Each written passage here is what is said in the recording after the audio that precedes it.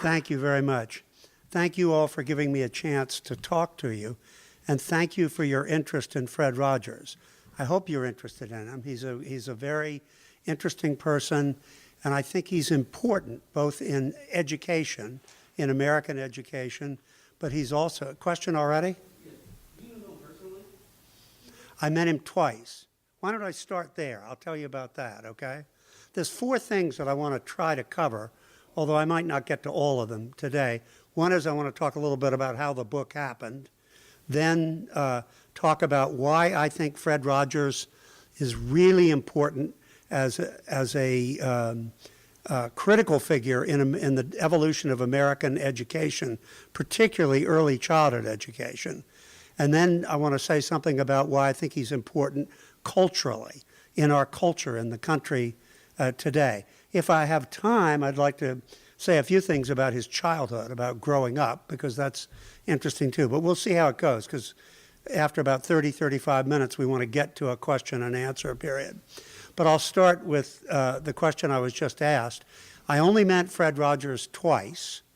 Once I just said hello to him on the street, but the other time, when I was running the Heinz Endowments, the foundation in Pittsburgh, the staff arranged for me to come to his office and talk to him. And I talked to him for about an hour and a half.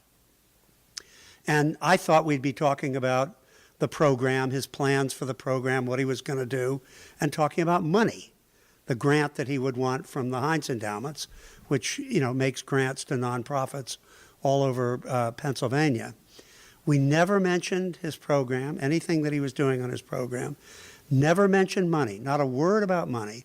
We talked for an hour and a half about our children, our parents, about Pittsburgh, about where we went on vacation, which turned out to be the same place. I didn't know that. And it was an extraordinary experience because it was all about a natural conversation and a relationship, which was very typical of Fred Rogers. He cared about relationships between people much more than he cared about anything else, including business. He's this very important, iconic cultural figure in the United States, in Pittsburgh. And the president of the college and Fred Rogers' widow, Joanne Rogers, who's still living today, both said to me, oh no, Fred didn't want a biography. He was very modest. He didn't want it to be about him. He wanted it to be about the children. So he didn't want a biography, no biography. So I argued and I protested and I said, you want me to try to raise $8 to $10 million to get the center going. We have to have a biography. Finally, Joanne Rogers said, okay, you've convinced me. We'll do a biography. You write it. She knew I had a background as a newspaper and magazine writer. And at that point, I didn't have a real appreciation of what it takes to write a biography or a book of history. I'd only written magazine articles and newspaper articles, so I said yes. I didn't realize what a big job it would be. It took me 7 years to get it done. It came out last September. It's been on all the bestseller lists, New York Times, Publishers Weekly. It's in its 6th printing.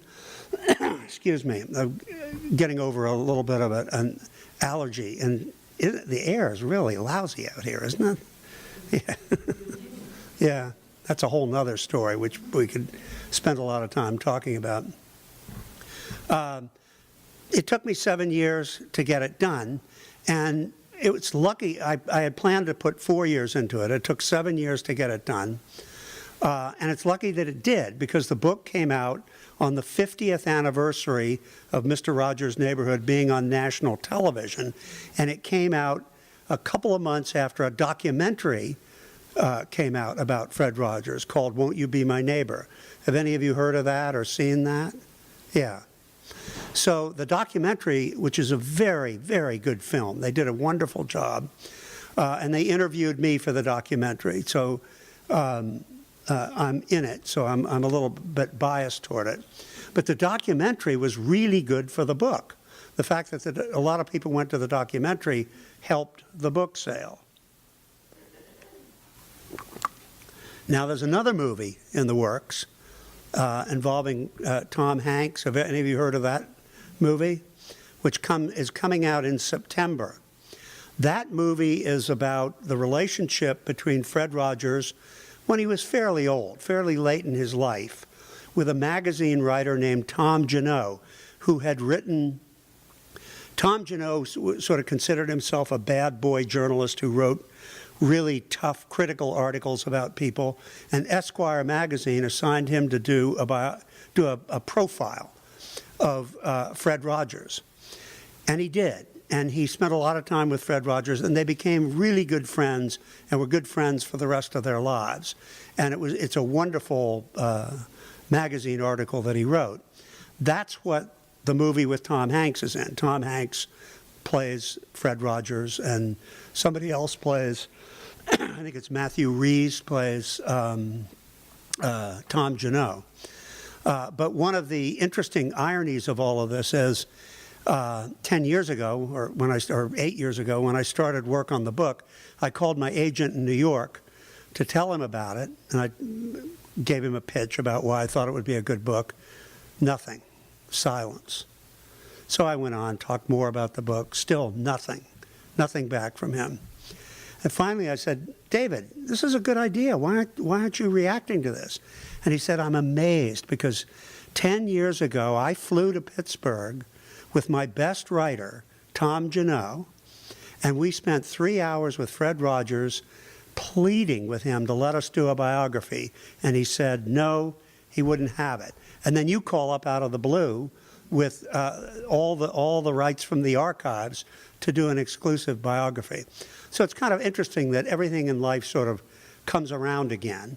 And as part of that cycle of the way things work, my publisher now plans to bring out the paperback of the book when the Tom Hanks movie comes out in September. So that's enough about the book. Let me segue into talking about Fred himself. First of all, I want to talk about education. Fred Rogers came out of college around 1950, and he had planned to go to the Western Pennsylvania Seminary. But when he came home for spring break, he saw television. His parents had one of the first television sets in Latrobe, in the middle of Westmoreland County, where he grew up. And he saw television, and he was astonished. I mean, nobody's astonished at television now. You're not even astonished at computers and handhelds and apps and social media. But back in 1950, it was astonishing, the idea that there could be a machine that would show pictures of people. And two things happened for him. First of all, he was horrified at how crappy television was. And it was. It's a lot better today with all the cable offerings. But for a long time, television was pretty lousy. But the other thing was, he saw, back then in 1950, the potential for television to be an educational tool, to be used in education for children. And he was almost unique in that. Everybody else back then only saw it as a way to sell ads, as a commercial instrument. But he saw it as having this educational potential. He went to New York. He worked for NBC for a while. As an intern, he learned television there. He came back to Pittsburgh and went to work for WQED.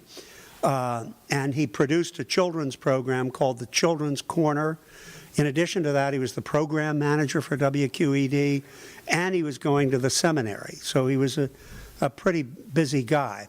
But when he was at the seminary, one of his teachers said to him, what are you thinking of in terms of what ministry you're going to go into, Fred?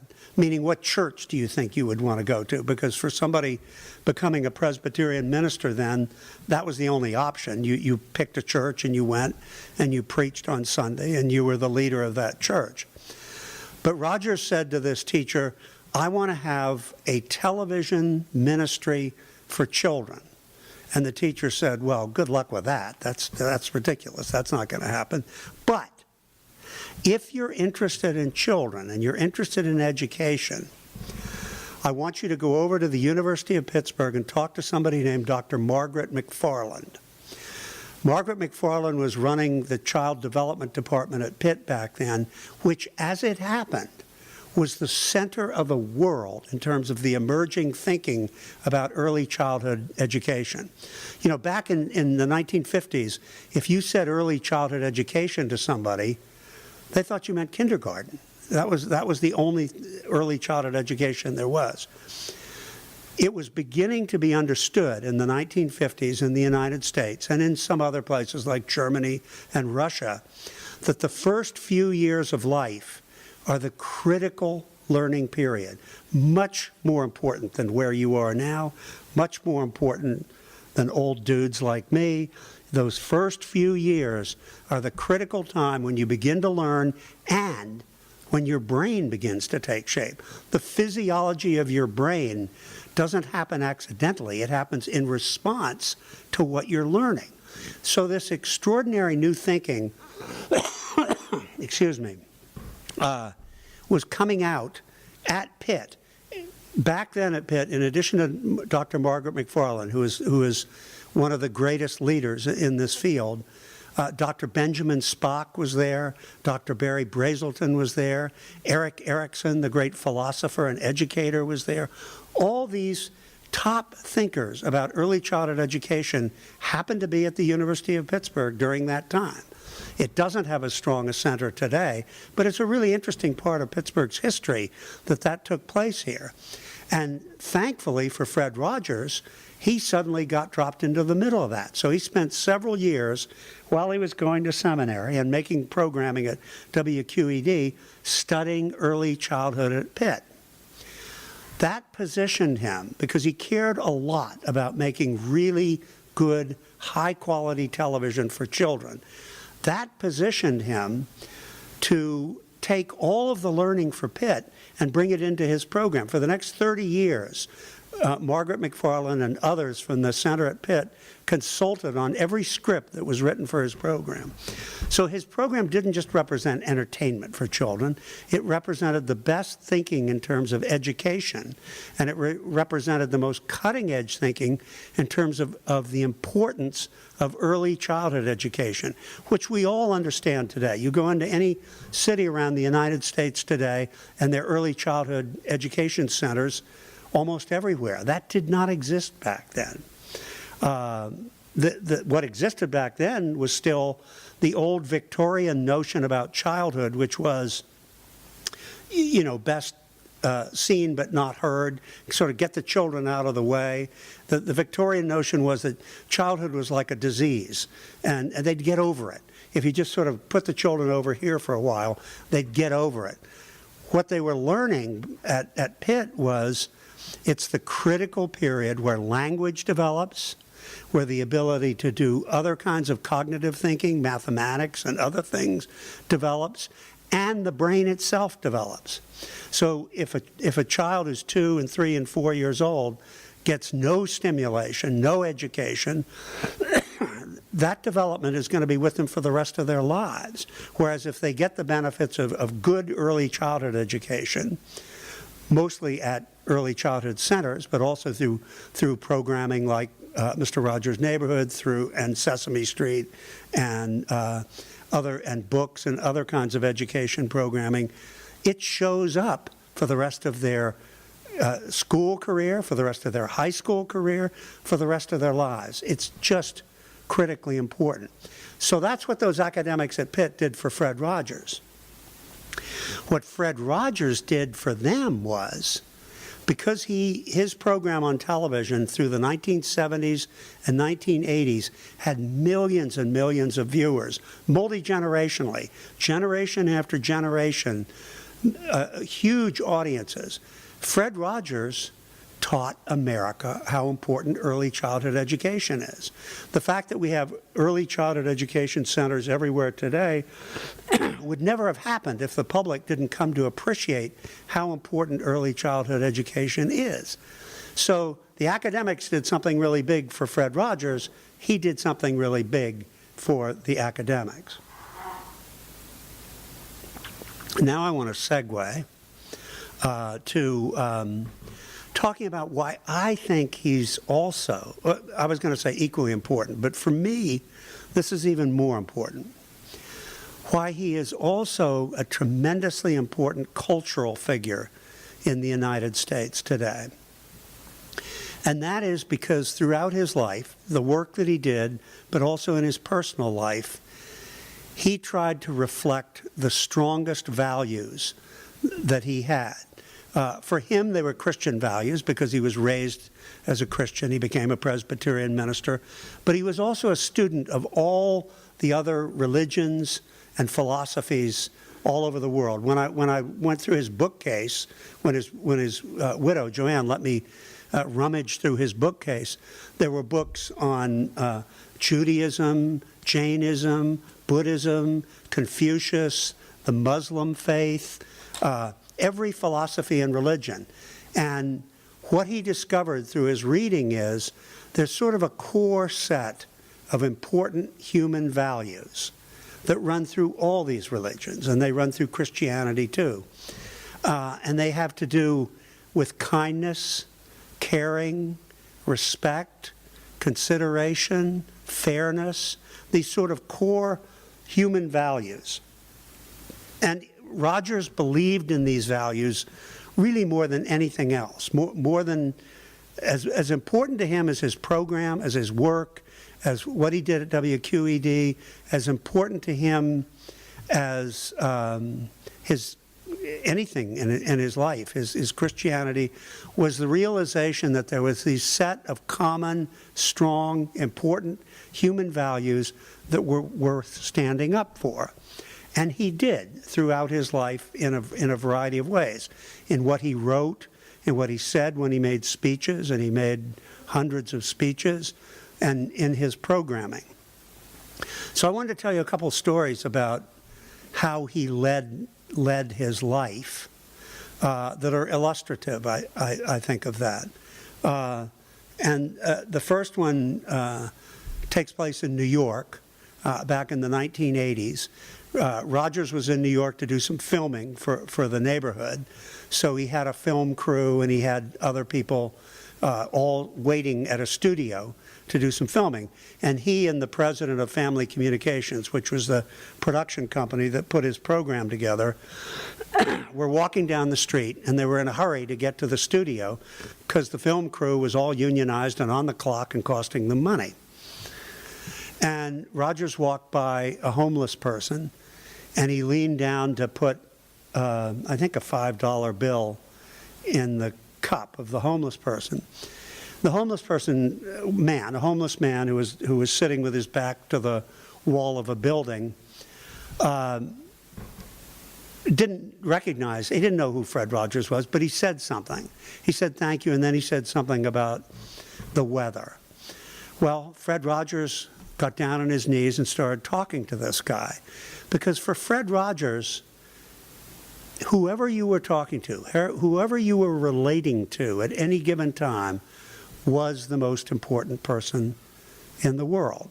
And he felt that the expression of the values he believed in meant you pay attention to anybody you're talking to, just the way he did to me personally when I met with him. So the president of Family Communications was going crazy trying to pry him away from this homeless man. But for 20 minutes, Fred Rogers just sat there and talked to the guy until the guy was through talking, and then they went on. Another story I like about Rogers and people, when he was, for many years, Mr. Rogers' Neighborhood showed on the public television station in Boston, WGBH.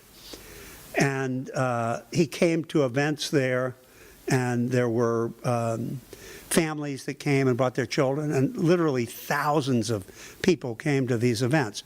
So the guy who ran the public television station there knew that Fred Rogers was very popular with public television audiences and his audience.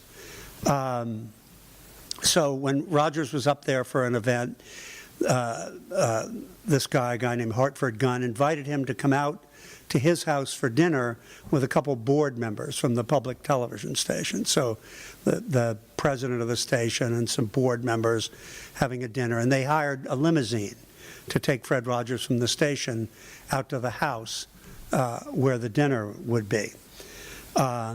And Fred Rogers got in the limousine and he sat up front because he wanted to talk to the driver, and he started talking to the driver, and they hit it off and had a great conversation. The driver was a guy named Billy. So when they got to the house, he said to Billy, "What are you going to do for supper?" And Billy said, "Oh, I got a sandwich here. I'll just sit in the car and keep the motor running and eat my sandwich, and that'll be fine." And Fred Rogers said, No, Billy, we're having a great conversation. Come in and have dinner with us." So Rogers went in and asked the wife of the president of the station, could he bring Billy to dinner? What could she say? You know, she said yes. So he went in and had dinner with these board members and the president of the station. And then they're driving back. And they're driving back to Rogers' hotel. And Rogers says to Billy, "Where do you live?" And he said, "I live in Jamaica Plain. It's actually just off the next exit." And Fred said, "Well, let's go. I want to see where you live. Let's stop by your house." So they got off the exit. They drove over to the house. And Rogers came in, and Billy was there with his parents and a sister and some nieces and nephews. And Rogers they had a piano in the house. So he started playing the piano and singing songs.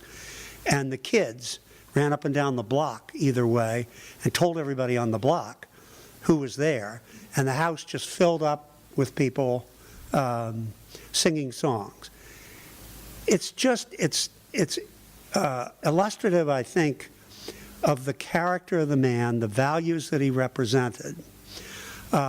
He woke up every morning at 5 a.m. He liked to go to the Pittsburgh Athletic Club and go swimming at 6:30 every morning. But he woke up every morning at 5 a.m. because he wanted to read the Bible for a while, and then he wanted to think about the coming day. But here's what he thought about. He didn't think about what was going to happen at work. He didn't think about what he was going to be filming, what was going to take place in the studio. He thought about, throughout the day, here are the people that I'm going to see all through the day. Here's somebody I'm going to be meeting with in the morning. Here's some people I'm going to see on the set a little bit later. Here's who I'm having lunch with. And he did what athletes do, which is a visioning exercise. You know, athletes often will try to envision the game, envision the play, do a visioning exercise about what they're going to be getting into. And he did that, thinking about who he was going to be seeing throughout the day and how he could be as kind and thoughtful and considerate as he could be all day long. So, to me, in the world we live in today, which is fast-paced, intense, global, often very harsh, very tough, you all know that as well or better than I do, I think he comes across to me as an important exemplary figure about how to lead life, how to understand what are the underlying values that really matter to you, and leading a life that is based on those values. And he assigned just as high a priority to that as he did to anything in his work. So I want to talk a little bit about his growing up, because I think it's interesting in terms of his choices about what kind of work to go into, what kind of a career to have. He grew up, as I said earlier, in Latrobe, Pennsylvania, and he grew up in a very wealthy family that had all sorts of privilege. And Latrobe was sort of a miniature Pittsburgh. It's a little steel town with, I think they had 3 steel mills, manufacturing town, a lot like Pittsburgh, but sort of a smaller version of it. And his father ran a couple of the companies there. They're very wealthy. Actually, one of the interesting things about Rogers later in his life, because he still had wealth later in his life, was he always used that wealth to advance the things that he cared about, to advance education. He used it to support the programming he was doing, and he drove a Honda Accord, I think, and he had a lot of money, but he didn't have a lot of expensive habits. He used the money to give him the freedom to advance the things that he really cared about. But growing up, his parents, particularly his mother, were wonderful and caring, and they were really good to him.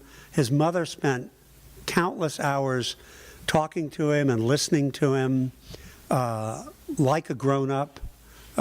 She took him very seriously, took the things he was concerned about. But because his parents were so privileged in that community, they were terribly overprotective of him in ways that made his childhood a whole lot harder. For example, this will stun you. This is a pretty good stunner. His parents had a chauffeur drive him to elementary school and pick him up at elementary school. You guys all went through elementary school. Can you imagine what it would be like to show up at elementary school in a chauffeur-driven limousine? You wouldn't escape that for the rest of the day, week, month. Eventually, Fred Rogers took to having the chauffeur drop him off a block away from school. But in many, many other ways, his parents overprotected him and used their money to sort of put him in a privileged cocoon that they thought would make him safer. They were concerned. Rogers was born just a couple years before the Lindbergh kidnapping. I don't know if any of you have read any of the history about the Lindbergh baby was kidnapped for ransom, and the kidnapper accidentally killed the baby. So all these rich people, like the Rogers family, were worried that their kids were going to be kidnapped, and that's part of why they were overprotective. But they put him in this overprotective cocoon, and it made him very shy, isolated, introverted. He didn't have a lot of friends. It was very, very difficult for him. He was also sickly. He had asthma, he had colic.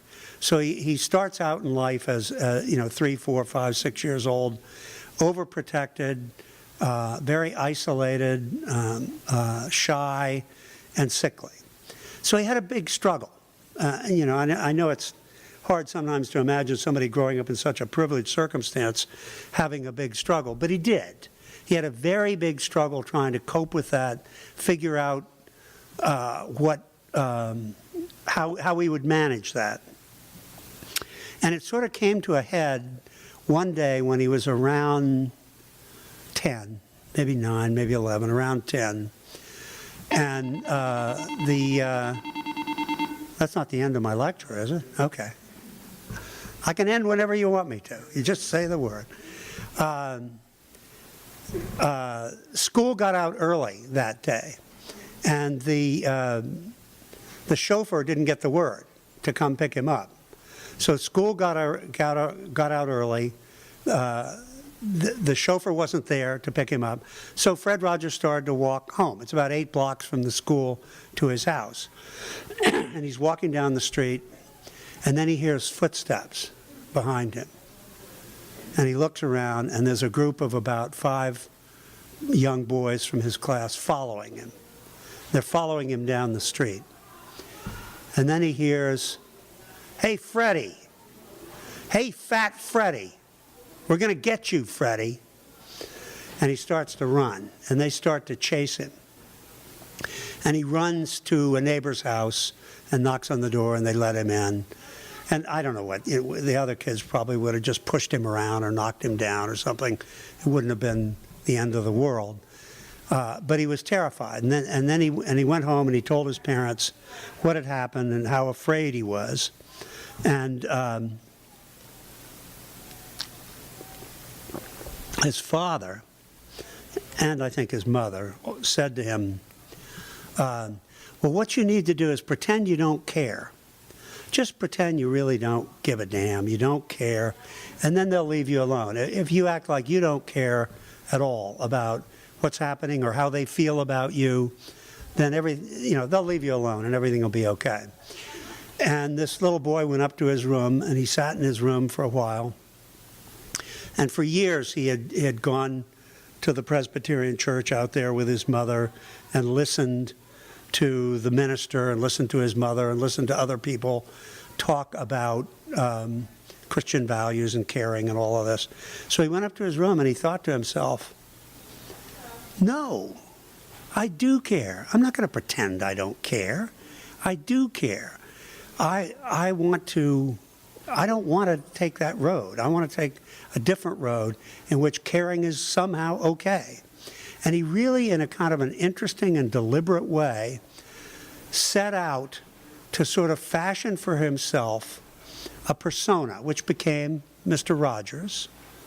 And it was very similar on air and off the air, but fashioned for himself a persona that took what was this perceived weakness of caring, of being thoughtful and considerate, caring about other people, caring about neighbors, caring about friends and other children, and take that perceived weakness and turn it into a strength. And I think that's really what he accomplished. I think through the programming that he developed, he accomplished that in a really profound way. That he created a program, he created a persona, he created an approach that put caring up as this kind of overarching important value.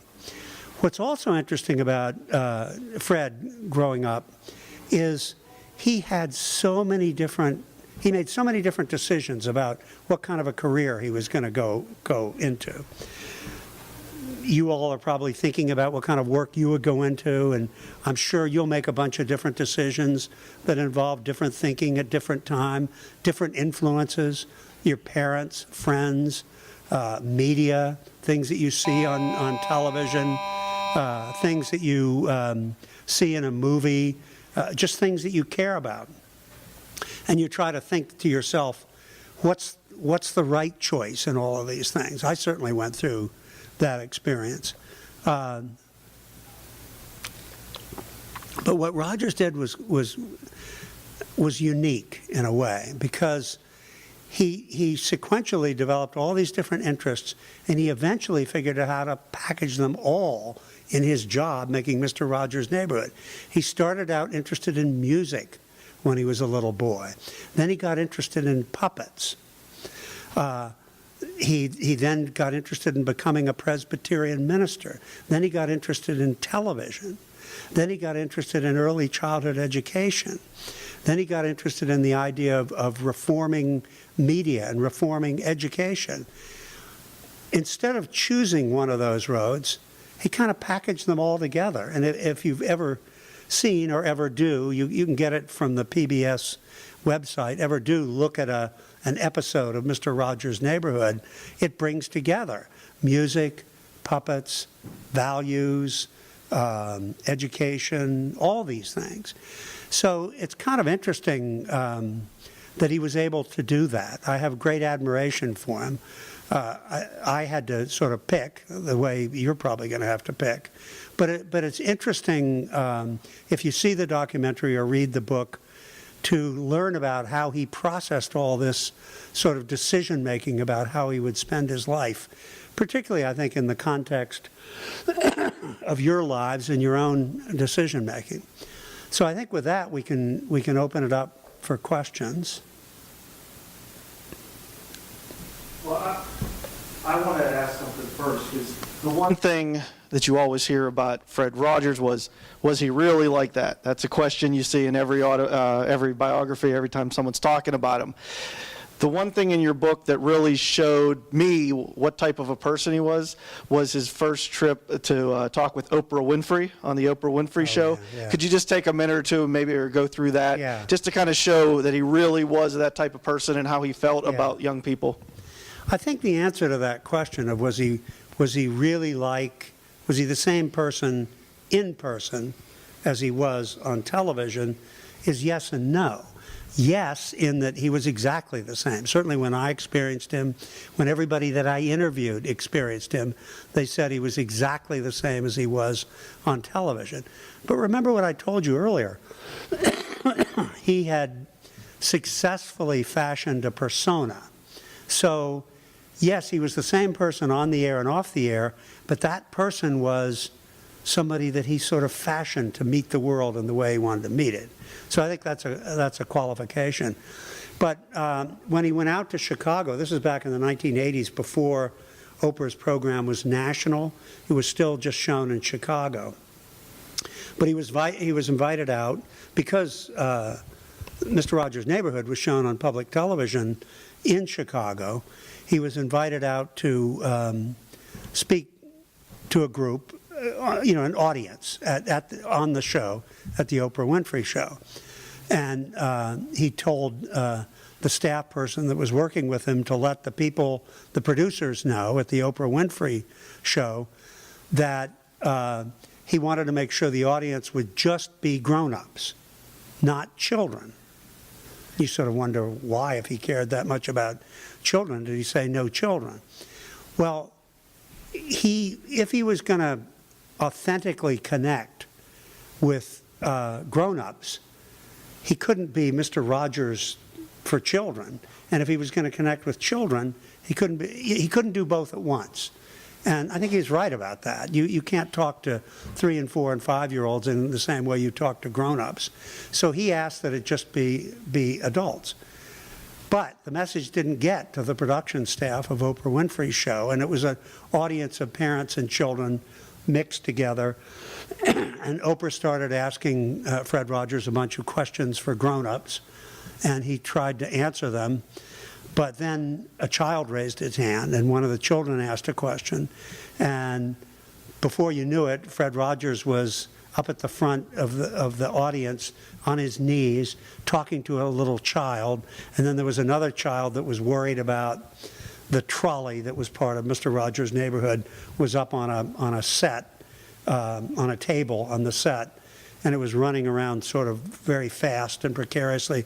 And the little boy was terrified that the trolley was going to go off the tracks. So he ran up, and the program turned into the opposite of what Oprah had planned. And she finally had to just sort of cut to an ad to get it back under control. But he was very, very much the same person, I think. Questions? What was the biggest obstacle you had when writing the book? I guess the writing itself. I started out thinking that I would do 2 years of research and then 2 years of writing. And I got advice from another writer who's a friend of mine who said, no, you got to start writing right away. Because the writing, whatever writing, and he said, don't worry about starting at the beginning. Start anywhere. Pick a piece anywhere and just start writing. Because the writing will inform the research that you do. So if you're writing while you're doing the research, your research is going to go in different directions because the writing will surface questions. So, and I had a draft of the whole book done in 4 years, which is actually about the time I came back to work here in Pittsburgh at the Pittsburgh Foundation. But my agent and my editor in New York said, it's fine, it's got everything we want in it, we like the language, we like the stories, but we want it restructured. Here's the way we want it restructured. So that was the hardest part, I think, was restructuring it all, taking everything that I'd done and understanding what they wanted, why they wanted it, because they wanted to make it more surprising, more serendipitous in the narrative. Not, I had done it in a very linear way, and they didn't want that. So that was hard. Also, I guess to fully answer your question, the other hard part was I had spent a whole career, first in newspapers and magazines, and then in philanthropy, in jobs where I was talking to people all day. So very social. You're meeting with people, you're talking about ideas, you're talking about problems. And then all of a sudden I was in this job, writing the book, where I was all alone with a computer for hours.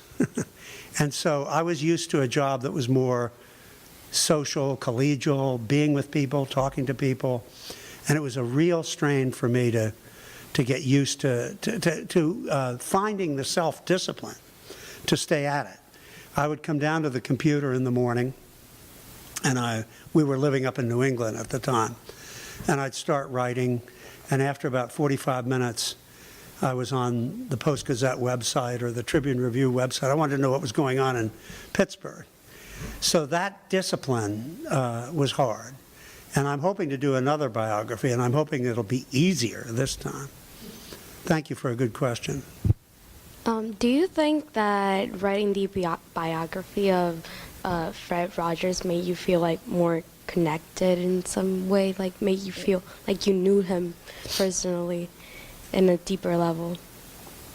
Yes, I think that in addition to getting a book, I got a lot out of personally spending that much time sort of marinating in Fred Rogers' life and his values. Principally what I think I got was patience, which Fred Rogers is very big on, the value of patience, the value of slowing down and being patient. And I had been a newspaper man for years where patience is not valued. It's all about getting the paper out the next day. And I wasn't patient. I was impatient. You know, I think my wife would say maybe I moved from here to there, not all the way over to here, but that I did get a lot of value in terms of patience, in terms of being able to slow down and be more in the moment, which he's very much about. So, yeah, I got something very meaningful out of it personally. If you were to meet Fred Rogers today, what question would you want to ask him? I'd love to hear more from him about what he would make of the internet, social media, handheld devices, because he was just beginning to experience that when he died in 2003. And he was thinking a lot about it, I know, from the people that I interviewed. But because what he did in 1950 was he encountered the cutting-edge technology of his time. And remember, back then, television was just as revolutionary to us as social media and the web is today. It was. He encountered that, and instead of, and he didn't like a lot of what he saw, but instead of rejecting it, he started thinking about how can this be used in a positive way for education, but in other ways for positives. And I think, you know, the web and social media and all the capabilities that we have on our devices are incredible, you know, and they're not bad. They're getting a lot of criticism today from people who are looking at the effects of social media and worrying about the impact on everybody. But I think Rogers, if he were alive today, would be thinking a lot about how to take the capabilities of social media and drive them in a more positive direction. And I'd love to hear from him about that. All right, Mr. K, we have one last question right here. What's the most important thing you've learned from him? Well, sometimes when I speak to groups about the book, people say to me, a version of your question, and I'll choose to answer it that way if that's okay with you. A version of your question is, can you take everything that you learned and sort of boil it down to a soundbite, to a simple message from Fred Rogers that we could all take away? And I can. I don't know if Fred would like it. I hope he would, but I can, and I do, and I will right now in answer to your question. It's this simple, for me anyway. Slow down. Be kind. And they're related, because he believed that the fast pace that he encountered in life was one of the reasons that life is becoming more and more harsh. And he believed it was so critical for people to slow down, be in the moment, focus on relationships, and be kind. So I would say the most important thing I learned was slow down, be kind. Thank you all very much. Thank you.